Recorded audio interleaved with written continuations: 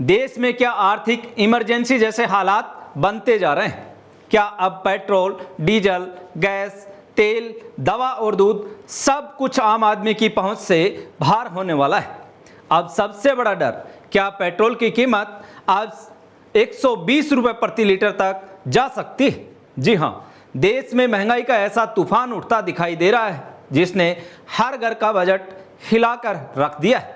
Petrol diesel के दाम बढ़ चुके हैं, रुपया लगातार कमजोर होता जा रहा है और अब खाने के तेल से लेकर दवाइयों तक सब कुछ महंगा होने की चेतावनी दी जा रही है। अब जरा पूरी तस्वीर समझिए। 10 और 11 मई को प्रधानमंत्री नरेंद्र मोदी ने देशवासियों से अपील की थी कि पेट्रोल कम खर्च करें और सोना खरीदने से बचें। उस वक्त शायद बहुत लोगों को ऐसा लगा होगा कि ये सिर्फ एक सामान्य अपील है, लेकिन अब हालात देखकर सवाल उठ रहे हैं। क्या सरकार को पहले ही बड़े संकट का आभास हो गया था? क्योंकि ईरान युद्ध शुरू होने के बाद अंतर्राष्ट्रीय बाजार में कच्चे तेल की कीमतों में जबरदस्त उछाल देखने को मिला। जो कच्चा तेल पहले लगभग $67 प्रति बैरल था, वो अब $100 प्रति बैरल के पार पहुंच चुका है और इसी का असर अब आम आदमी की जेब पर पड़ता दिख रहा है। पेट्रोल और डीजल के दाम 3 रुपए से अधिक प्रति लीटर पर बढ़ चुके हैं। अब जरा सोचिए, अगर कोई परिवार हर महीने 50 लीटर पेट्रोल खर्च करता है तो इस बढ़ोतरी से ही उसका खर्च 150 रुपए और बढ़ जाएगा। और डर यहीं खत्म नहीं होता। विशेषज्ञों का अनुमान है कि तेल कंपनियों को घाटा पूरा करने के लिए पेट्रोल पर 16 रुपए और डीजल पर 17 रुपए तक बढ़ाने पड़ सकते हैं। यानी अभी जो बढ़ा है वो सिर्फ शुरुआत हो सकती है। अब सवाल यह है कि आखिर तेल कंपनियों की हालत इतनी खराब क्यों हो रही है?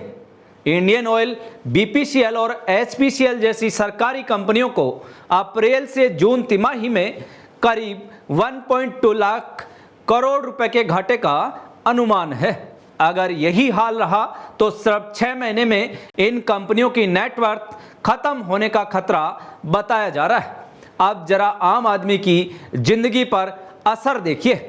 सिर्फ पेट्रोल नहीं, खाने का तेल भी महंगा हो रहा है।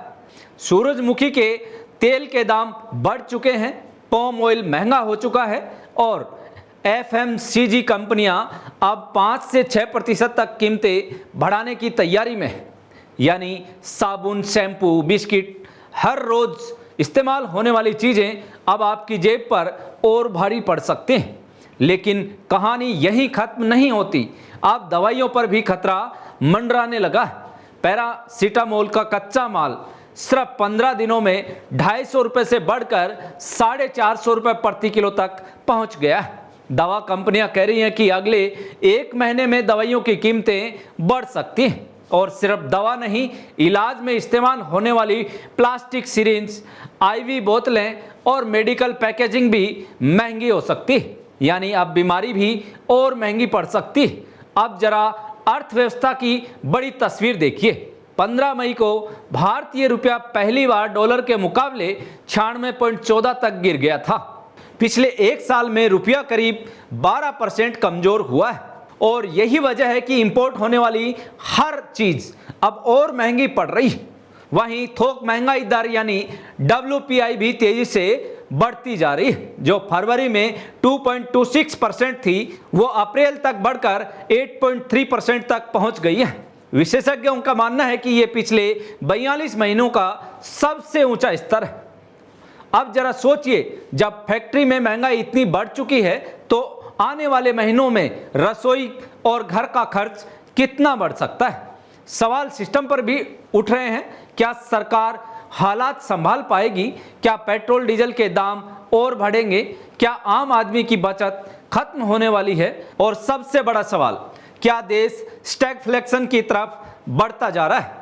यानी एक साथ महंगाई, बेरोजगारी और आर्थिक सुस्ती। फिलहाल देश के करोड़ों लोग महंगाई के इस दौर को लेकर चिंता में हैं। अब देखना होगा कि क्या सरकार राहत देती है, क्या तेल के दाम स्थिर होंगे या फिर आने वाले दिनों में आपकी क्या राय है? क्या महंगाई अब सबसे बड़ा चुनावी मुद्दा बनने वाली है? कमेंट करके जरूर बताइए। वीडियो पसंद आया हो तो लाइक और शेयर कीजिए और ऐसी ही बड़ी ग्राउंड रिपोर्ट्स के लिए जुड़े रहें जागो इंडिया जागो के साथ। धन्यवाद।